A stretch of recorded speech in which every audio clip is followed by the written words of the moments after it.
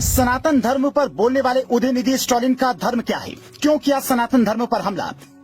अपनी जाति का वो राज क्यों छिपा रहे हैं स्टालिन? क्या है 2022 में दिए उस बयान की पूरी हकीकत? पहले खुद को ईसाई बताते हैं, फिर कभी मुसलमान। आखिर क्या है वो सच जिसे कोई नहीं जानता?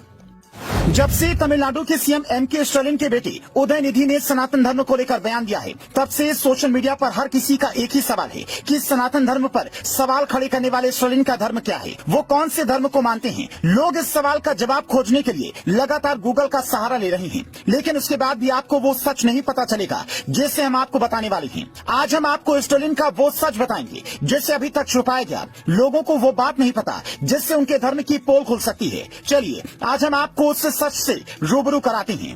दरअसल वैसे तो उदयनिधि स्टालिन और उनके पिता के बारे में कहा जाता है कि दोनों नास्तिक हैं, दोनों ही किसी भी धर्म को नहीं मानते हैं। लेकिन गूगल पर सर्च करने पर पता चलता है कि स्टालिन परिवार ईसाई धर्म को मानता है। लेकिन क्या ये सच है? स्टालिन परिवार ईसाई धर्म को मानता है। क्या ये सच है कि उदयनिधि स्टालिन भी खुद को ईसाई मानते हैं?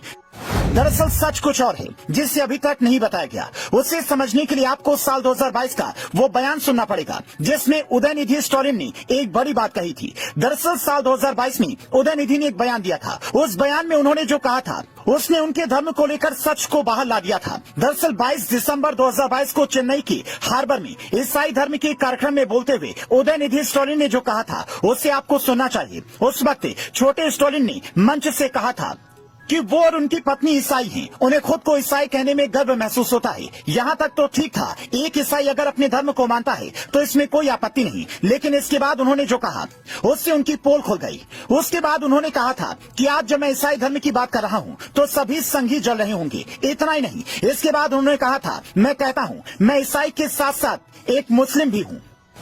उदयनिधि स्टालिन के इस बयान के बाद उस वक्त बवाल मच गया था।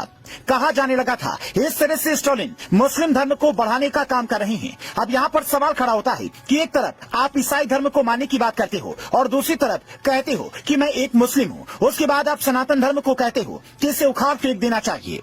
अब देश के लोगों का सवाल है कि ठीक है, आपको जो धर्म मानना है आप उसे मानिए, लेकिन उसके बाद सनातन धर्म का अपमान क्यों? अगर सनातन धर्म वाले आपके धर्म का अपमान नहीं कर रहे हैं तो आपको भी उनके धर्म का अपमान करने का कोई हक नहीं है। आप ईसाई धर्म को मानो या मुसलमान बन जाओ, लेकिन सनातन धर्म को खत्म करने का सपना मत देखना। ये धर्म लाखों सालों से ना तो खत्म हुआ है ना ही होगा। सनातन धर्म पर बयान देने से पहले छोटे स्टालिन को थोड़ा भारत का इतिहास पढ़ लेना चाहिए था और ये समझ लेना चाहिए था कि जिस देश में रहकर आप अपनी राजनीतिक रोटियां सेकते हो, सनातन उस देश का सबसे पुराना धर्म है। आपके ईसाई धर्म से लाखों साल पहले इस देश पर केवल सनातनियों का राज था। उदयनिधि के इस बयान से साफ समझ में आता है कि इस देश के कुछ नेताओं की राजनीति इतनी नीचे गिर गई है कि कुछ वोटों के लिए किसी भी धर्म का अपमान कर देते हैं। तो आपका उदयनिधि के इस बयान पर क्या कहना है?